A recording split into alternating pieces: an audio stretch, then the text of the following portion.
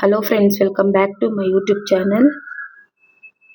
ಎಲ್ರಿಗೂ ನಮಸ್ಕಾರ. ಸಾಗರ್ FF ಚಾನಲ್ಗೆ ಸ್ವಾಗತ. ಇವತ್ತಿನ ಒಂದು ವಿಡಿಯೋದಲ್ಲಿ ನಾವು ತುಂಬಾ ಸಿಂಪಲ್ ಆಗಿ ಟೇಸ್ಟಿಯಾಗಿ ಫ್ರೆಂಚ್ ಫ್ರೈಸ್ನ ಯಾವ ರೀತಿ ಮಾಡ್ಕೊಳ್ಳೋದು ಅಂತ ನಾನು ನಿಮಗೆ ತೋರಿಸ್ಕೊಡ್ತಾ ಇದ್ದೀನಿ.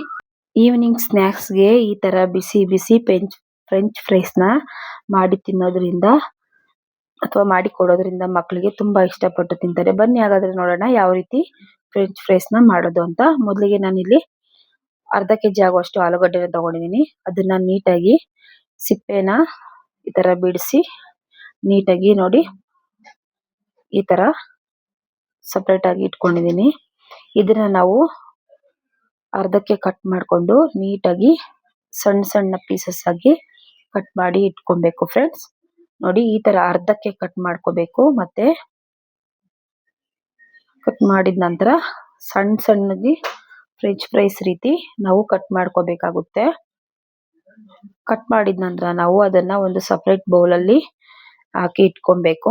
ಈಗ ಇದನ್ನ ನಾವು ನೀರಲ್ಲಿ ಹಾಕಿ ನೀಟಾಗಿ ಒಂದ್ಸರಿ ವಾಶ್ ಮಾಡ್ಕೊಳ್ಳಿ.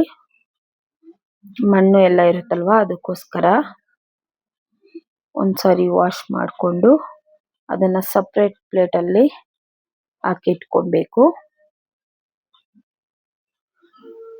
ನೋಡಿ ನಾನು ಈ ರೀತಿ ತೊಳೆದು ನೀಟಾಗಿ ಪ್ಲೇಟಲ್ಲಿ ಹಾಕಿ ಇಟ್ಕೊಂಡಿದ್ದೀನಿ.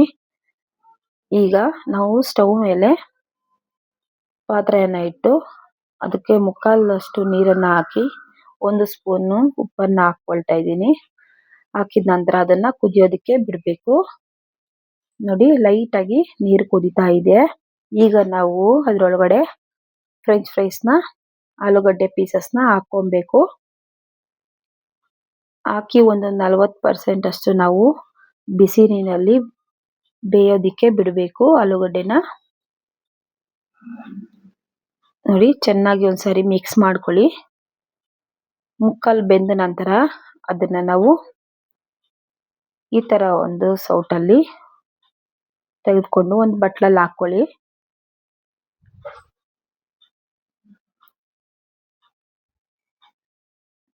ನೋಡಿ ಈಗ ಸ್ವಲ್ಪ ಹೊತ್ತು ಇದನ್ನ ಆರೋದಕ್ಕೆ ಬಿಡಬೇಕು. ನಂತರ ಅದು ಆರೋ ಅಷ್ಟರಲ್ಲಿ ನಾವು ಸ್ಟವ್ ಮೇಲೆ ಎಣ್ಣೆನ ಕಾಯೋದಕ್ಕೆ ಇಡೋಣ. ನೋಡಿ ನಾನು ಇಲ್ಲಿ ಮುಕ್ಕಾಲು ಬಾಂಡ್ಲಿ ಆಗುವಷ್ಟು ಎಣ್ಣೆನ ಹಾಕೊಳ್ತಾ ಇದ್ದೀನಿ ಫ್ರೆಂಡ್ಸ್. ಎಣ್ಣೆ ಕಾಯೋದಕ್ಕೆ ಬಿಡಬೇಕು. ಎಣ್ಣೆ ಕಾದ ನಂತರ ನಾವು ಇದಕ್ಕೆ ಫ್ರೆಂಚ್ ಫ್ರೈಸ್ ಅನ್ನ ಹಾಕೊಳ್ಬೇಕು. ಹಾಕಿದ ನಂತರ ಒಂದು ಕಾಲು ಭಾಗದಷ್ಟು ನಾವು ಎಣ್ಣೆಯಲ್ಲಿ ಫ್ರೈ ಮಾಡಿ ನೀಟಾಗಿ ಒಂದು ಸಪರೇಟ್ ಬೌಲಲ್ಲಿ ಹಾಕೋಬೇಕು ಫ್ರೆಂಡ್ಸ್.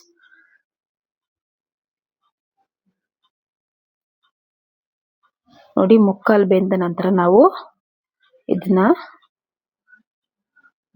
ಫ್ರೈ ಮಾಡಿ ಎಣ್ಣೆಯಲ್ಲಿ ಸಪರೇಟ್ ಪ್ಲೇಟಲ್ಲಿ ಹಾಕೊಳ್ಬೇಕು. ಆಗ ನಿಮಗೆ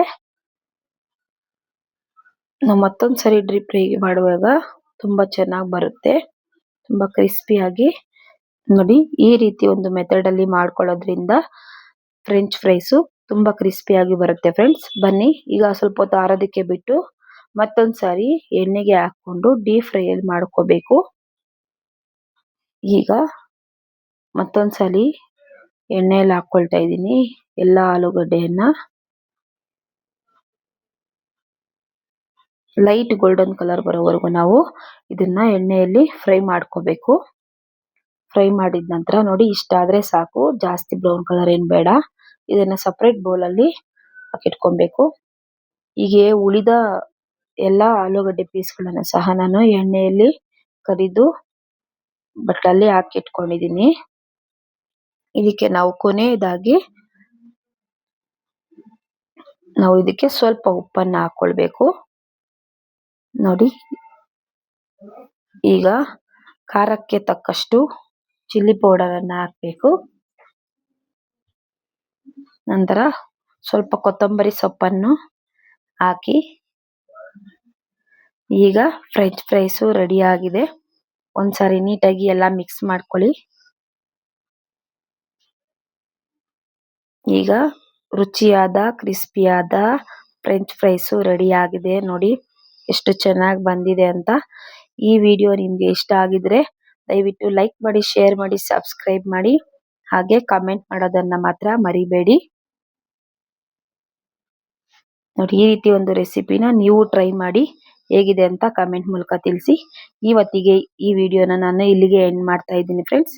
ಥ್ಯಾಂಕ್ ಯು.